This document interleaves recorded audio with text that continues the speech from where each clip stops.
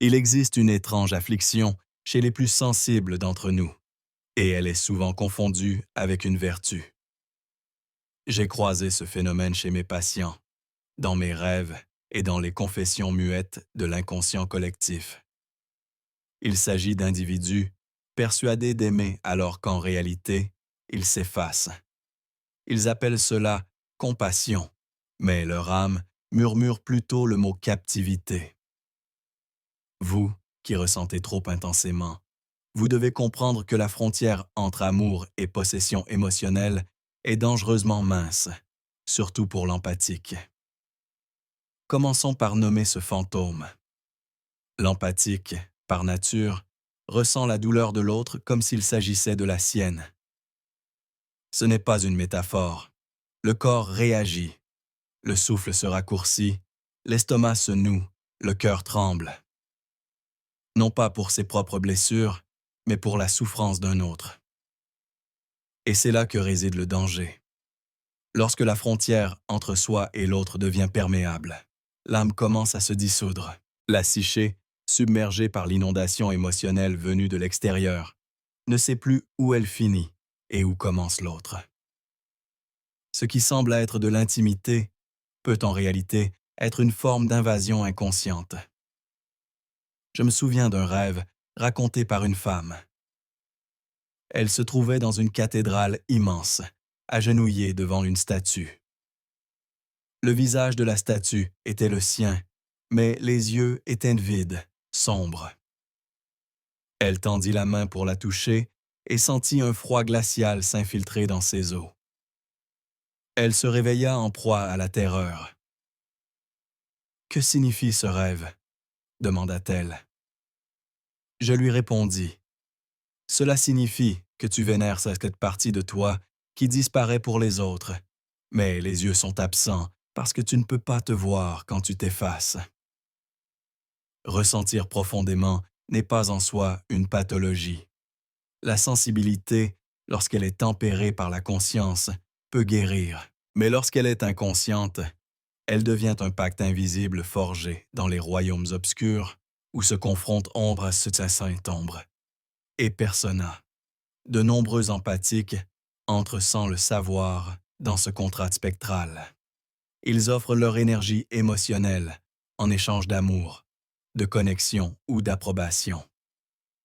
Mais ce qu'ils reçoivent n'est pas une véritable communion. C'est une dépendance masquée en affection. Ce que vous croyez être de l'amour peut en réalité être un lien psychique. Observez de plus près. La personne que vous aimez est-elle réellement élevée par votre présence? Ou draine-t-elle votre énergie comme une racine puise l'eau du sol? Vous sentez-vous épanoui ou vidé? Votre intuition s'éclaircit-elle ou devient-elle brumeuse, confuse?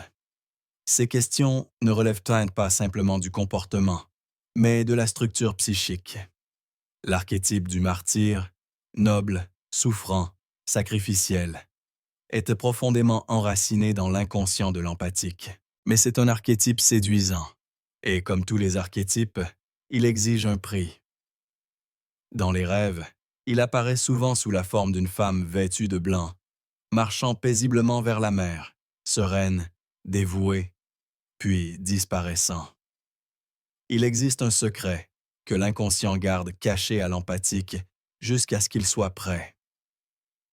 Tous ceux qui souffrent ne veulent pas guérir, et tous ceux qui crient pour l'amour ne sont pas prêts à porter leur propre âme.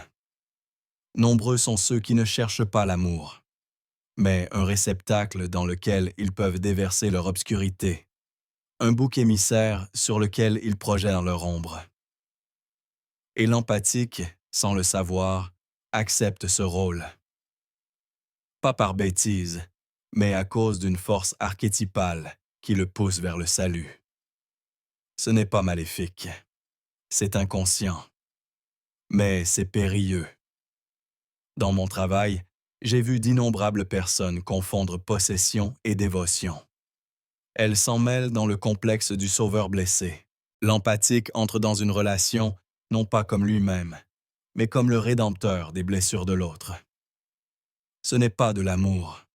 c'est une projection. Voyez-vous, l'amour véritable nécessite la rencontre de deux êtres complets.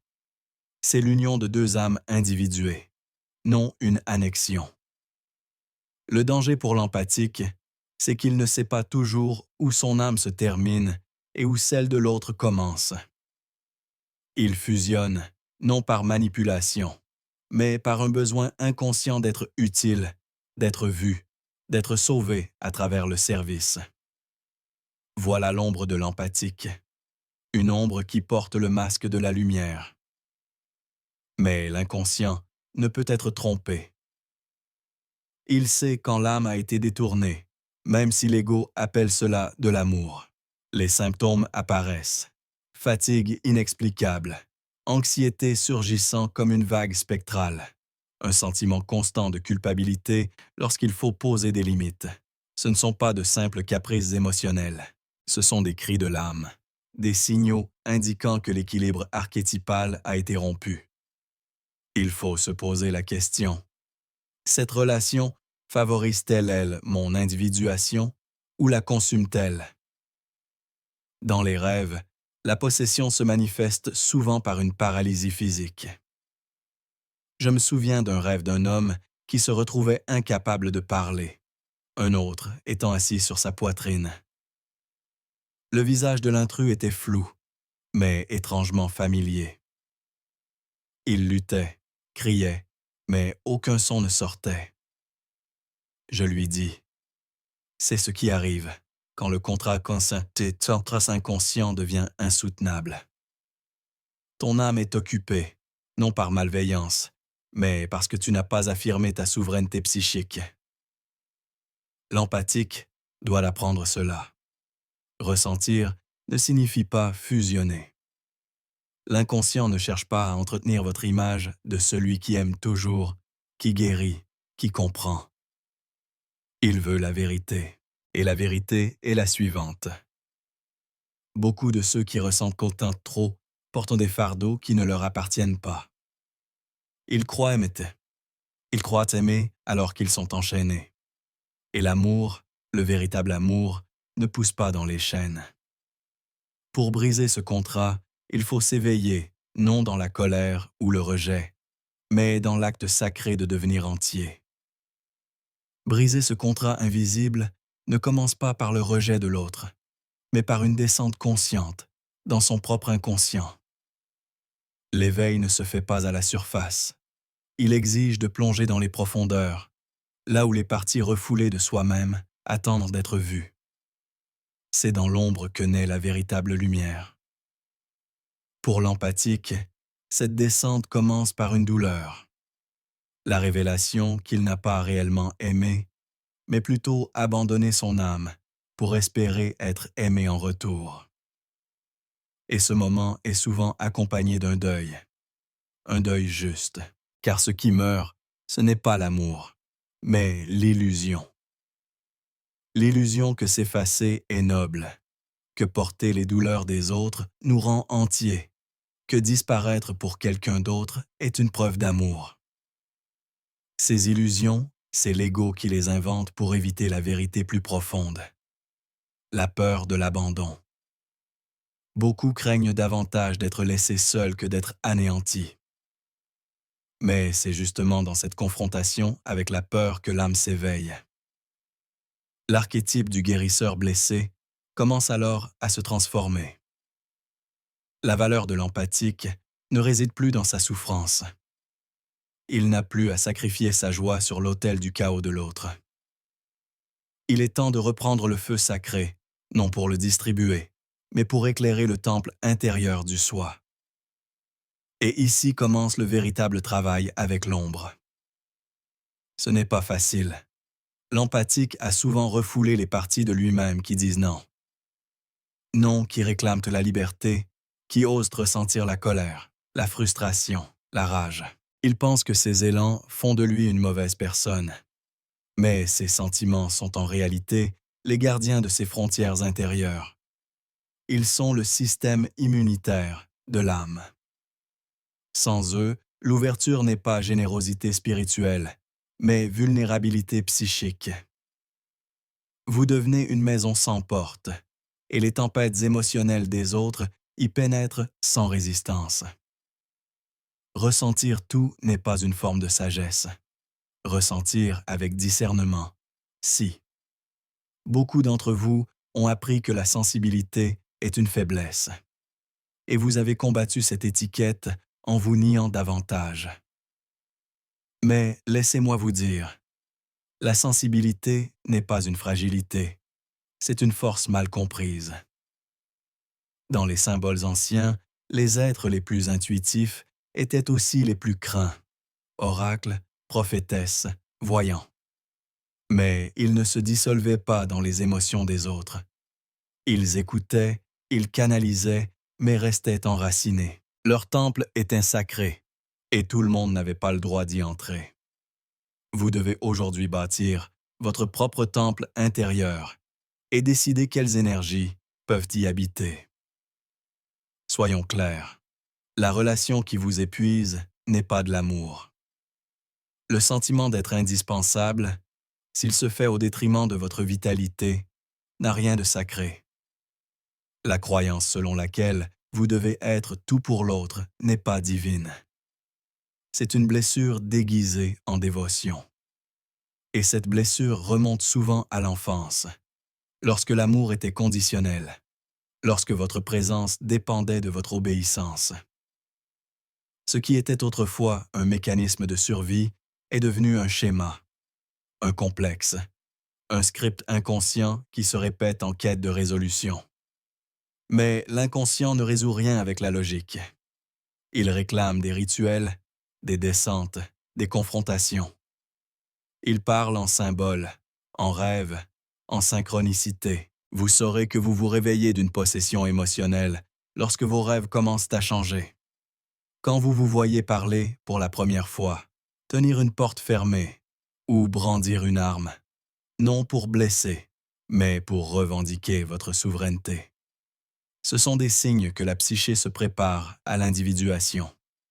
Vous n'êtes pas né pour être absorbé. Vous êtes né pour vous connecter. L'amour n'est pas un feu qui consume votre oxygène. C'est un cœur, un centre, une lumière. Et le paradoxe est cela. Ce n'est qu'en cessant d'être tout pour tout le monde que vous devenez enfin vous-même. Le mariage alchimique, l'union des contraires, commence par l'union de vos propres polarités intérieures. L'empathique doit d'abord se marier à sa propre force. Ce n'est qu'à cette condition qu'il pourra aimer sans se perdre. Un jour, j'ai rêvé d'une femme qui dansait dans un champ de cendres. Le vent soufflait, sa robe devenait noire de suie. Elle continuait à tournoyer, alors même que le sol se fissurait sous ses pieds. Je lui ai demandé son nom. Elle m'a répondu. Je suis celle qui reste trop longtemps. Ce rêve ne m'a jamais quitté. Car combien d'entre nous avons dansé sur nos propres ruines en croyant agir par amour? Alors je vous invite à examiner vos schémas. Observez les moments où votre âme chuchote « pars », mais votre bouche dit « tout va bien ». Repérez les lieux où vous vous faites petit, où vous vous excusez, où vous disparaissez. Ce ne sont pas des actes d'amour.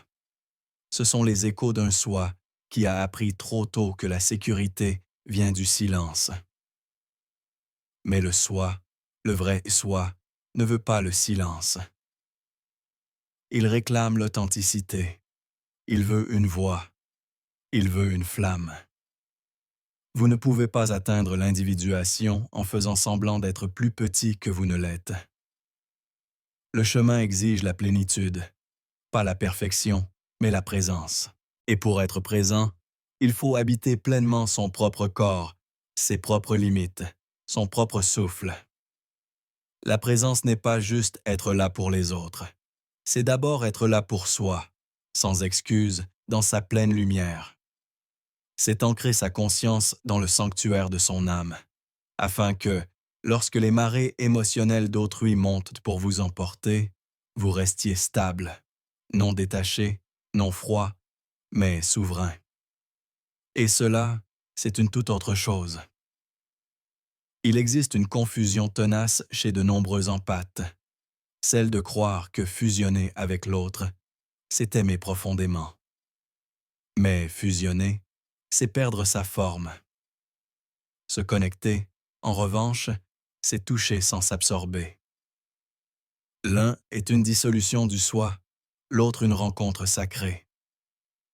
L'amour véritable, lui, demande une frontière, un récipient, une structure assez forte pour contenir à la fois la flamme et la forme. Car, lorsque le récipient est faible, le feu consume. Mais lorsqu'il est solide, le feu réchauffe, guérit, purifie. Voyez-vous maintenant comment l'amour devient possession.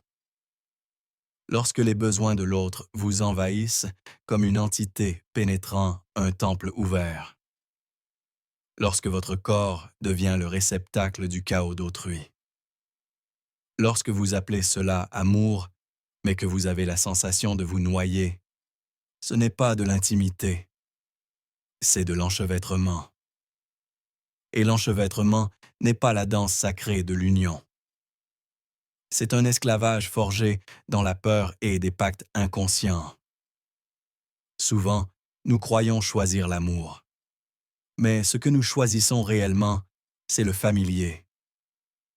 L'écho fantomatique d'une enfance passée sur des œufs, la mémoire d'un amour conditionnel, d'une affection accordée seulement en échange de notre silence, de notre utilité, de notre docilité.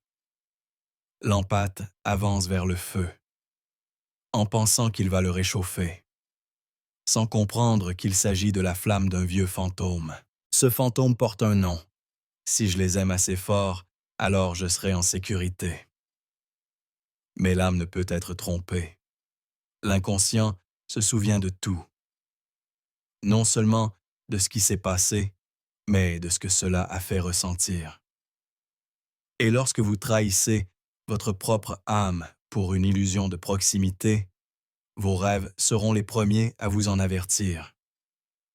Vous rêverez de noyades, de cris sans voix, de portes verrouillées, de couloirs sans fin. Ces rêves ne sont pas des cauchemars à craindre, mais des cartes vers vous-même. Ce que le monde oublie souvent, c'est que les empathes ne sont pas faibles. Ils sont puissants, trop puissants parfois. Leur don est aussi leur plus grand danger. La capacité de se brancher psychiquement, de ressentir ce que d'autres ne peuvent exprimer, d'entrer dans des territoires émotionnels que d'autres fuient. Mais sans ancrage, sans discernement, ce don devient malédiction. Il vous attache non seulement à la douleur, mais à la croyance que la douleur est votre raison d'être. Mais vous n'êtes pas né pour être une éponge. Vous êtes né pour être un miroir de vérité. En alchimie, on parle de transmutation, de la transformation de la matière brute en or. La tâche de l'empathe est similaire. Vous devez apprendre à transformer votre blessure en sagesse. À ressentir profondément, oui, mais sans vous faire dévorer. À voir l'âme de l'autre, mais sans y perdre la vôtre. C'est cela, l'équilibre sacré. Approfondissons encore. Dans le paysage archétypal de l'âme, la possession émotionnelle se manifeste souvent par l'archétype de la sirène, une figure belle et envoûtante qui attire l'empathe, non pas avec de l'amour, mais avec du besoin. Elle n'est pas séduisante sexuellement, mais spirituellement. Elle chante dans la tonalité exacte de votre blessure. Et l'empathe, s'il n'est pas éveillé, suit. Mais la sirène ne cherche pas la compagnie. Elle cherche un contenant. Elle entre dans votre psyché, s'attache à votre système nerveux et vous dit « Ressens cela pour moi ». Vous croyez faire preuve de compassion. Ce n'est pas le cas. C'est un accord inconscient. Et pourtant, il n'y a pas à la craindre. Car la sirène n'est pas le mal. Elle est l'ombre de l'amour. Un amour qui n'a pas encore mûri. Elle est le cri de l'enfant intérieur abandonné. La douleur non maternée du passé. la faim non comblée qui résonne encore dans vos relations. La voir clairement, c'est déjà commencer à la désarmer, non par la violence, mais par la lucidité, en disant « Je te vois, mais je ne t'appartiens pas ». Pour l'empathe, ce geste semble cruel, mais ce n'est pas de la cruauté. C'est l'acte d'amour le plus élevé, l'amour de la vérité.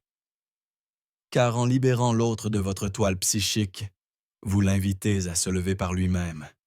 Vous cessez de le sauver. Et ce faisant, vous l'invitez à se sauver lui-même. Soyons encore plus clairs. Les empathes n'ont pas besoin d'aimer moins. Ils ont besoin d'aimer autrement. Un amour qui guérit ne sauve pas. Il reconnaît. Il soutient sans absorber. Il écoute sans se dissoudre. Il reflète sans perdre son propre reflet. La véritable guérison commence lorsque vous cessez de demander « Comment puis-je les aider à aller mieux ?» et que vous commencez à demander « Que me fait cette relation ?» Car le véritable travail d'âme, la tâche sacrée, ne consiste pas à sauver l'autre. Elle consiste à se rappeler qui l'on est sous les rôles qu'on vous a assignés. Sous le guérisseur, l'écouteur, le conciliateur, le pardonneur. Il y a le soi. Et le soi ne quémande pas des miettes au nom de l'amour. Le soi s'assoit au festin de la plénitude et n'attend pas l'autre parfait, mais l'alignement intérieur. Et alors, et seulement alors, l'amour arrive, non comme un besoin, mais comme une reconnaissance. J'ai souvent dit que le plus grand danger pour l'âme n'est ni la haine, ni la colère, ni même le chagrin. C'est l'inconscience. Ce n'est pas l'émotion en soi qui blesse, mais la possession de l'ego par ce qu'il ne reconnaît pas encore. Il en va de même pour l'amour. Ce que nous appelons amour est souvent le masque d'un archétype qui agit derrière le voile de notre cécité. Si nous voulons nous éveiller, nous devons apprendre à voir ce qui nous meut, ce qui tire les ficelles, ce qui murmure derrière nos gestes. Vous croyez peut-être choisir vos relations en toute conscience. Mais tant que vous n'avez pas rencontré l'ombre en vous, tant que vous n'avez pas écouté les parties orphelines de votre âme qui pleurent en silence, vous ne choisissez pas. Vous êtes poussé, vous êtes poussé. Et chez l'empathe, cette compulsion prend souvent la forme de ce qui ressemble à de la dévotion. L'empathe ressent, au plus profond de ses cellules, qu'il doit aider, absorber, guérir. Mais si nous regardons cela de près, non avec honte, mais avec une curiosité sacrée, nous découvrons que sous le geste aimant se cache une peur. La peur qu'en l'absence de cette fusion, sans ce soin constant, il sera abandonné, ignoré, rejeté. C'est cela, la blessure primordiale. Et cela ne vous rend pas faible, cela vous rend humain. Mais cette blessure doit être amenée à la lumière. Car tant qu'elle reste cachée, elle oriente votre amour vers ceux qui se nourrissent de votre silence, non de votre âme. J'ai vu tant d'empathes devenir inconsciemment le foyer du chaos d'un autre. Ils confondent l'intensité de l'enchevêtrement avec la profondeur de l'intimité. Ils prennent la volatilité pour de la passion. Ils assimilent le fait d'être nécessaire avec le fait d'être aimé. Et ce faisant, ils créent une prison, non seulement pour eux-mêmes, mais aussi pour la personne qu'ils essaient désespérément de sauver. Il y a une vérité que peu osent prononcer à voix haute. Tout le monde n'est pas prêt à être aidé, et le désir de sauver, lorsqu'il n'est pas conscient, devient une forme de domination déguisée en bonté. Vous devenez alors le possesseur. Vous liez l'autre à votre aide. Vous lui retirez la dignité de son propre chemin. Cela aussi est une forme de possession, non pas celle de l'autre sur vous, mais la vôtre sur lui. C'est ainsi que l'ombre engendre l'ombre. Mais il existe une autre voie. Quand vous apportez la conscience à la blessure, vous vous libérez du besoin de la rejouer. Vous n'avez plus besoin d'aimer pour être validé. Vous n'avez plus besoin de souffrir pour être vu. Vous n'avez plus besoin de porter ce qui ne vous appartient pas.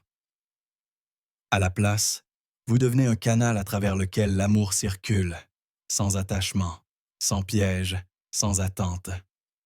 C'est cela, l'amour divin, celui que le Christ incarnait, celui que les mystiques comprenaient.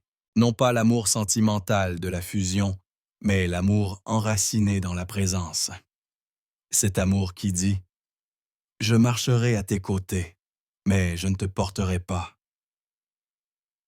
Cet amour qui murmure « Je vois ta douleur, mais je fais confiance à ton chemin. » Cet amour qui affirme « Je suis avec toi, mais je ne disparaîtrai pas pour toi. » Pour arriver à cet amour, il faut traverser une mort intérieure. La mort du personnage du sauveur, la mort du donneur compulsif, la mort de l'identité construite sur le martyre émotionnel. Et oui, cette mort fait peur, car au début, elle donne l'impression de trahir l'amour lui-même. Mais vous ne trahissez pas l'amour. Vous le libérez de ses illusions. Si vous écoutez profondément, vous entendrez une autre voix se lever en vous. Pas la voix affolée de l'anxiété, ni la voix tendre du manque, mais une voix calme, constante. Une voix qui n'a pas d'agenda, seulement la vérité. C'est la voix du soi. Le soi ne cherche pas à être aimé pour ses sacrifices. Il ne cherche pas à mériter sa place. Il est, simplement. Et de cette sacralité, l'amour s'écoule. Non pas comme une performance, mais comme une présence naturelle. Et nous voici à ce point sacré. Le paradoxe. Plus vous vous retirez du besoin de fusion, plus vous pouvez vous connecter profondément. Plus vous respectez les frontières de votre âme, plus votre amour devient un sanctuaire et non un champ de bataille. Plus vous vous aimez avec vérité, plus vous pouvez aimer les autres avec liberté. Ce n'est pas une idée à mémoriser. C'est une réalité à vivre, lentement, doucement, avec révérence. Car vous n'êtes pas seulement en train de briser des schémas, vous rompez des enchantements. Des sortilèges anciens faits de culpabilité, d'obligation, de souffrance héritée. Et chaque fois que vous choisissez le réel. Vous sortez de l'envoûtement de la possession et entrez dans la clarté de la présence. Ce processus de libération ne peut être accompli par la seule compréhension intellectuelle. L'empathe doit le ressentir, non dans le sens de réagir émotionnellement, mais dans l'art sacré du témoignage.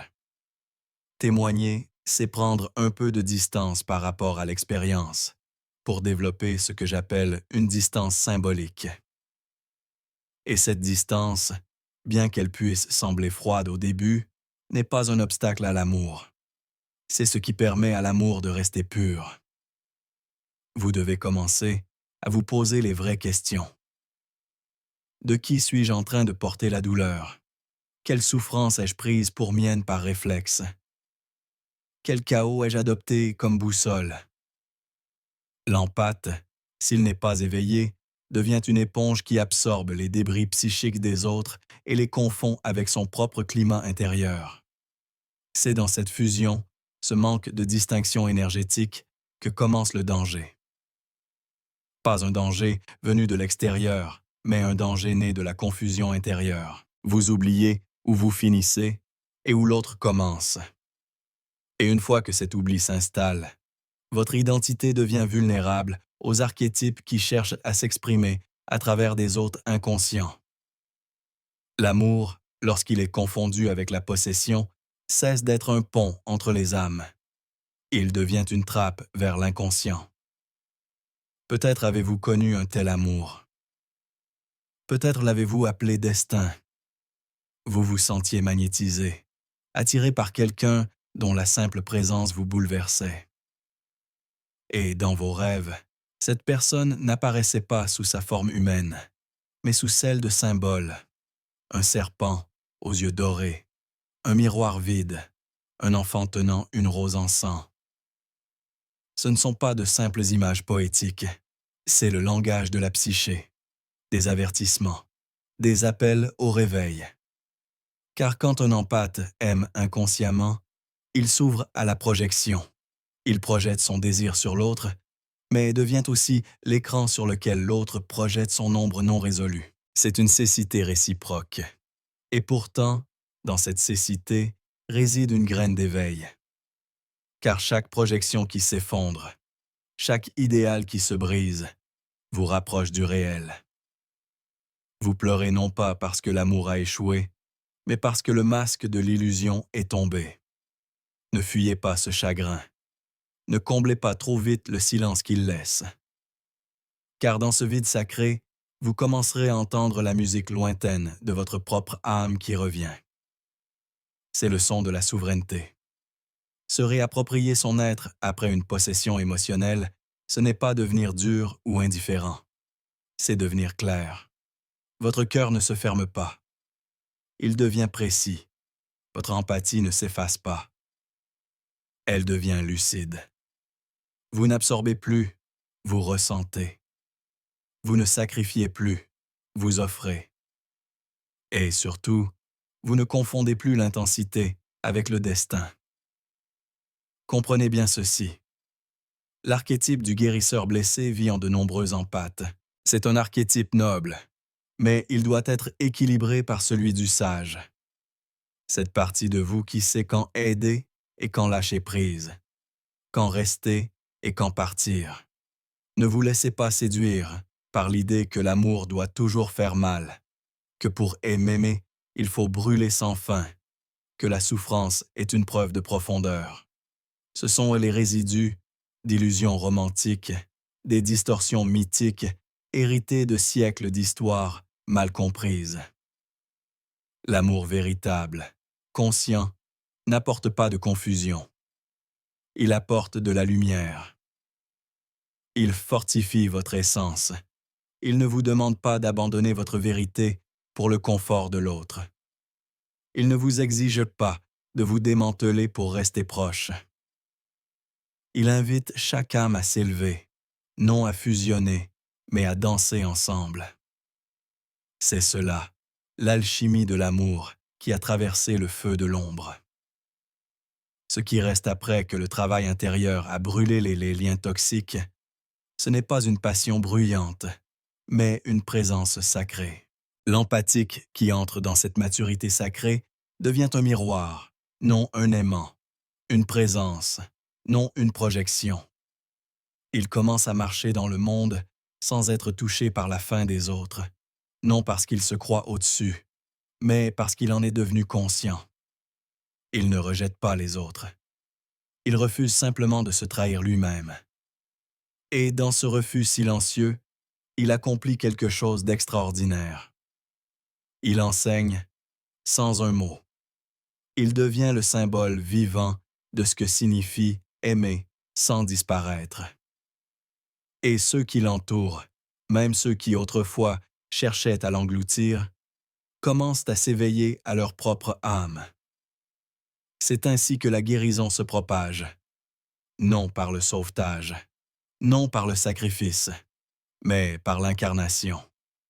Incarner, ce qui est entier, ce n'est pas jouer à la perfection, c'est marcher en alignement avec la vérité profonde de sa propre voix intérieure, celle qui n'est ni manipulée par le besoin, ni kidnappée par le manque, mais forgée dans le silence brûlant de la solitude. L'empathe qui a connu la possession doit traverser cette solitude comme un voyage nocturne sur une mer noire, non pour fuir le monde, mais pour s'en extraire, pour se retrouver. Il y a un moment particulier, presque imperceptible, où l'empathe ressent tout le poids de ce qu'il a porté sans que cela lui appartienne. Cela peut survenir après une crise émotionnelle encore une fois absorbée, ou dans le silence pesant d'un conflit où sa propre identité a été tordue pour maintenir la paix. ou plus souvent encore, dans un rêve où il porte un masque sur un autre masque, souriant pendant que son ombre pleure derrière un verre opaque. Dans de tels instants, un seuil apparaît. D'un côté, une voix familière murmure. Continue de donner, continue de sauver, continue de disparaître. C'est plus sûr que d'être incompris. Mais de l'autre côté, une autre voix émerge. Faible d'abord, comme un souffle oublié mais ancien. Elle dit « Rentre chez toi, rentre à ton âme ». Franchir ce seuil, c'est naître. Et comme toute naissance, c'est sacré et sanglant. Je l'ai déjà dit, aucune transformation n'advient sans la mue d'un ancien soi. Et chez l'empathe, ce soi est souvent construit à partir des blessures et des désirs d'autrui. Il doit retirer, une à une, les couches psychiques qui l'enveloppent, chacune imprégnée d'histoires qui ne sont pas les siennes. La tristesse d'une mère, la colère d'un père, le chaos d'un amant, le vide d'un ami. Les relâcher n'est pas une trahison. C'est le début de l'individuation. Et l'individuation, chère âme, est l'antidote à la possession émotionnelle. L'empathe ne doit plus aspirer à être un guérisseur qui absorbe la douleur, mais un canal qui transmet la lumière. Non plus un sauveur déguisé en abandon de soi, mais une âme souveraine dans sa présence. Ce chemin n'est pas facile, car le monde récompense souvent ceux qui s'effacent pour les autres. Mais le monde ignore le prix payé, l'érosion silencieuse du royaume intérieur. Vous me demanderez, et la compassion, et la miséricorde? Et je vous répondrai, la compassion sans limite devient de la codépendance, et la miséricorde sans vérité devient manipulation. Ces distorsions se déguisent en vertu, mais ce sont des ruines portant des vêtements d'or. La vraie compassion tient ensemble l'amour et la limite. Elle ne cherche pas à sauver, mais à refléter. Elle fait confiance au fait que l'autre possède aussi une âme, une boussole intérieure, et que celle-ci mérite de s'élever. Porter indéfiniment la douleur d'un autre, c'est empêcher l'évolution de son âme. Et pire encore, c'est ronger la vôtre. Il y a une profonde ironie tragique chez l'empathe inconscient. Il cherche à guérir les blessures en les répétant. Il donne et redonne, espérant la réciprocité, mais récolte plutôt le déséquilibre. Il rit plus fort lorsqu'il est blessé, comme si la souffrance infligée par l'autre révélait un échec de sa propre capacité à aimer correctement. Ce n'est pas de l'amour. C'est un enchevêtrement émotionnel né d'une confusion archétypale. C'est l'écho de l'anima ou de l'animus non intégré, la part féminine ou masculine inconsciente en vous, projetant sa faim non comblée sur autrui. L'intensité romantique, la douleur mystique, le sentiment d'union cosmique. Tous peuvent être les symptômes d'un gonflement archétypal. Ce que vous pensez être l'amour divin est peut-être de la possession. La psyché noyant votre ego sous des désirs mythiques qui n'ont rien à voir avec l'humain réel devant vous. Et c'est pour cela que vous devez descendre dans votre propre inconscient, dans les rêves qui vous hantent, dans les espaces où vous n'êtes ni héros, ni victime, mais témoin. Vous devez y aller, non pour vous noyer dans les ténèbres, mais pour récupérer votre lumière. Car dans ces profondeurs, vous retrouverez les fragments de votre véritable soi. L'enfant qui ressentait trop et à qui l'on a dit que c'était mal. L'adolescent qui a fait taire son intuition pour s'adapter à un monde incapable de la contenir. L'adulte qui a tenté de modeler son amour en ce qui serait accepté. Ce ne sont pas des faiblesses, ce sont des clés sacrées. Et lorsque vous les rassemblerez, vous commencerez à vous souvenir, pas un souvenir de l'esprit, mais un rappel de l'âme. Celui qui dit « Ah, voilà qui j'étais avant de m'abandonner ». Et avec ce souvenir renaît un pouvoir silencieux, un pouvoir qui ne crie pas, qui ne cherche pas à être validé, mais qui simplement est. Vous commencez à rayonner une présence que les autres ressentent sans savoir pourquoi. Vous n'avez plus besoin de prouver votre amour, car vous êtes devenu amour lui-même, stable, clair, incarné. Ceux qui, autrefois, se nourrissaient de votre empathie seront déstabilisés par votre présence. Certains s'éloigneront, d'autres résisteront. Mais ceux qui sont prêts à vous rencontrer dans la vérité s'élèveront vers vous, non par faim, mais par résonance. Et c'est là, cher être, que débute la relation sacrée. Lorsque deux âmes individuées se rencontrent, elles ne cherchent plus à se compléter, mais à se reconnaître. Ce qui autrefois se faisait passer pour de l'amour, la faim, la projection, la confusion, la blessure ancienne cherchant un baume dans le corps de l'autre, tombe le masque. Et ce qui émerge à sa place, c'est quelque chose d'infiniment plus rare et puissant. La communion. Dans cette communion, l'empathie ne se dissout plus pour être aimé, et l'autre ne consomme plus pour se sentir entier. Les deux se tiennent en lance la clarté de leur propre lumière et de leur propre ombre, conscients du poids sacré de leur autonomie. Ils ne cherchent pas à se sauver, ni à se transformer, car ils ont vu ce que devient l'amour lorsqu'il se fait possession, une force qui consume non seulement l'aimer, mais aussi celui qui aime. Il y a une beauté terrible dans l'acte de s'éveiller. Cela brise un mythe auquel on croyait devoir sa survie.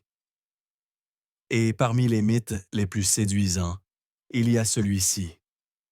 Aimer profondément, c'est souffrir sans fin.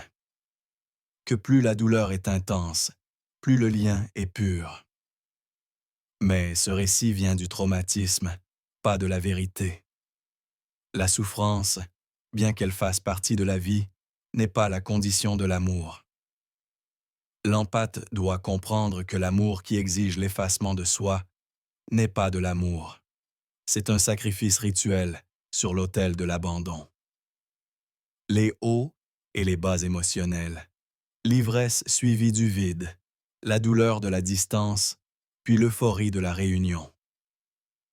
Ce ne sont pas les signes d'un lien d'âme. Ce sont les manifestations d'un complexe non guéri, qui tire les ficelles en silence. Et souvent, dans les espaces sacrés de la thérapie ou du travail onirique, la vérité commence à émerger. Un rêve de noyade, d'être piégé dans une maison qui n'est pas la sienne, de courir après quelqu'un dans le brouillard. Ce ne sont pas des fantasmes aléatoires, ce sont des miroirs. Ils révèlent l'architecture invisible de la psyché, où l'empathe a bâti sa prison, brique par brique, au nom de l'amour. Mais voir le rêve clairement, c'est déjà desserrer les chaînes. Et je vous dis, commencez par nommer ce que vous n'avez jamais osé nommer. Dites à voix haute la vérité de la manière dont vous vous êtes abandonné. Ne la condamnez pas. Ne la jugez pas. Dites-la simplement. Car la psyché réagit à la vérité comme une pièce sombre réagit à la lumière. Elle se réorganise. Vous n'aurez pas à forcer la guérison. Il vous suffira de cesser de vous mentir. Une des vérités les plus difficiles que l'empathe doit affronter est celle-ci. Ce n'est pas votre capacité à ressentir les autres qui est le problème. C'est votre incapacité à vous ressentir vous-même pleinement. Car lorsque vous serez enfin capable de vous tenir dans vos propres émotions, sans vous noyer, sans détourner le regard, vous deviendrez souverain. Et celui qui est souverain, qui est psychologiquement entier, pas parfait, mais non fragmenté, n'est plus une proie pour les prédateurs ni les sauveurs. Il devient un miroir trop clair pour accueillir la projection. Il ne reflète plus les fantasmes, mais la réalité. Cette forme de présence est à la fois redoutée et vénérée. Redoutée par ceux qui dépendaient de votre confusion pour maintenir leur pouvoir. Vénérée par ceux qui sont prêts à s'éveiller à eux-mêmes. On ne vous aimera plus pour vos blessures, mais pour votre intégrité. Et cela, au début, semblera à la fois solitaire et libérateur. Mais tenez bon, tenez dans l'inconfort de ne plus vous rétrécir. Tenez dans la brûlure de ne plus être nécessaire. C'est la chrysalide avant les ailes. Et avec le temps, vous apprendrez ce que cela signifie vraiment. Aimer sans se perdre. Dire non sans culpabilité. Rester présent sans absorber. Tenir l'espace sans vous dissoudre. Offrir votre cœur sans céder votre âme. Voilà, cher empathique, votre véritable don. Non pas votre douleur, mais votre présence. Non pas votre sacrifice, mais votre souveraineté. Quand vous comprenez cela, n'est-ce là, l'enchantement se brise. La souffrance ancestrale que vous portiez se dissout. Le schéma ne se répète plus. Vous devenez une interruption vivante dans le script générationnel. Et plus encore, vous devenez un phare pour les autres. Non en les sauvant, mais en leur rappelant qu'eux aussi peuvent rentrer chez eux. Je l'ai vu se produire, dans les rêves, dans mes patients, dans mon propre reflet. Celui qui autrefois se repliait sur lui-même, trop effrayé pour ressentir, pour parler, pour être, commence doucement à se déplier. Non parce que quelqu'un l'a sauvé, mais parce qu'il s'est souvenu. Et en se souvenant, il a récupéré chaque fragment de lui-même éparpillé sur les autels des autres. C'est cela, le chemin mystique de l'empathique. Une spirale vers l'intérieur, non pas pour fuir le monde, mais pour rejoindre l'âme. Chaque pas est un dépouillement, chaque blessure, une porte, chaque vérité, une torche. Jusqu'à ce que vous vous teniez enfin, non pas au-dessus des autres, mais à côté de votre propre ombre, et que vous puissiez dire « Je te vois ». Et je ne te ferai plus saigner pour me sentir aimé. C'est là que l'amour véritable commence. Lorsque vous atteignez cet état de clarté, vous cessez de courir après des relations qui résonnent avec vos blessures d'enfance non comblées. Vous ne recherchez plus le chaos pour ressentir l'intensité de la vie. Vous n'acceptez plus les miettes en échange de votre dévotion.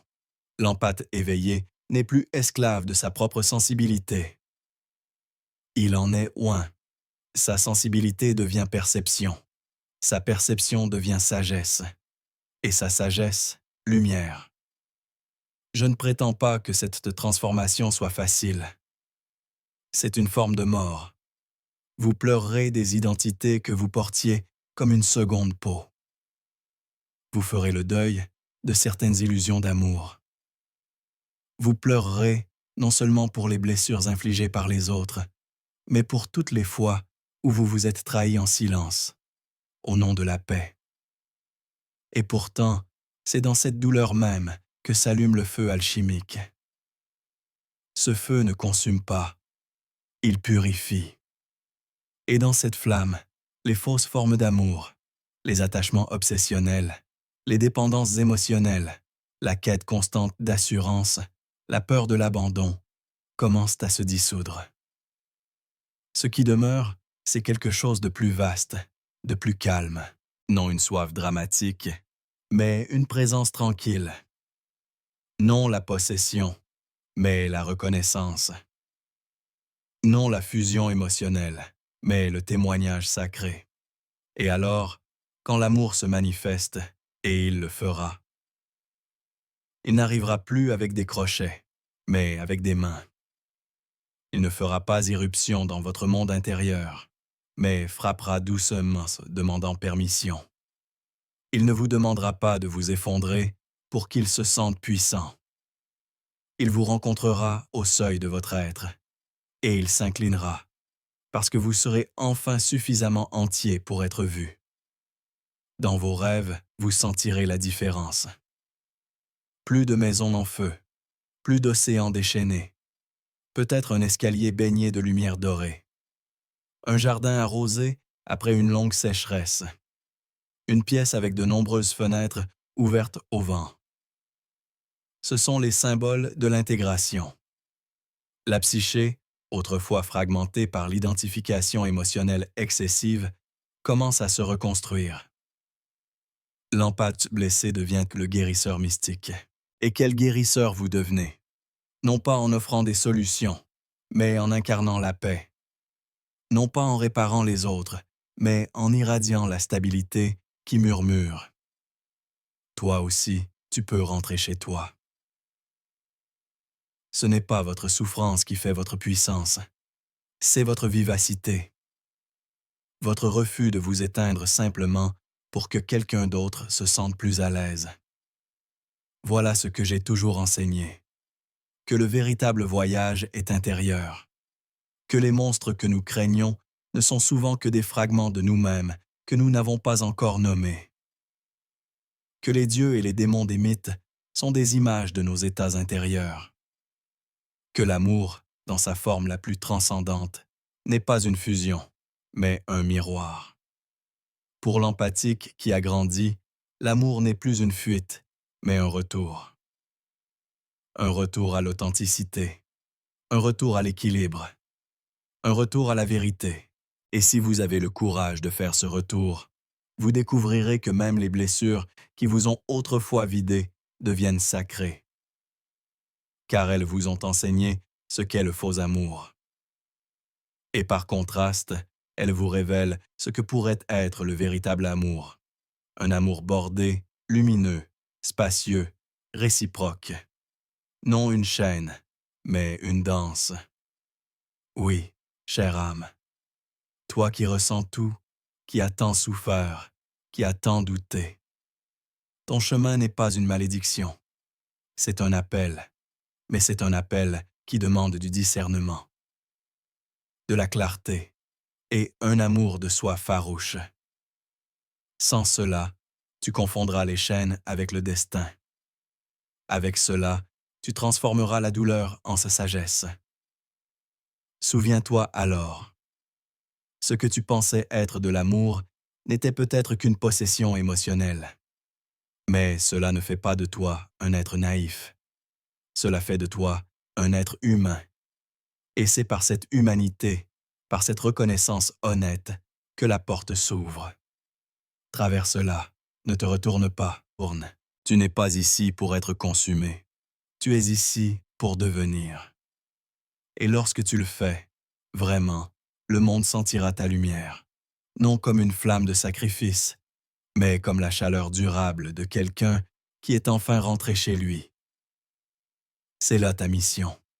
C'est là ta libération. Et chère empathe, c'est là ta renaissance.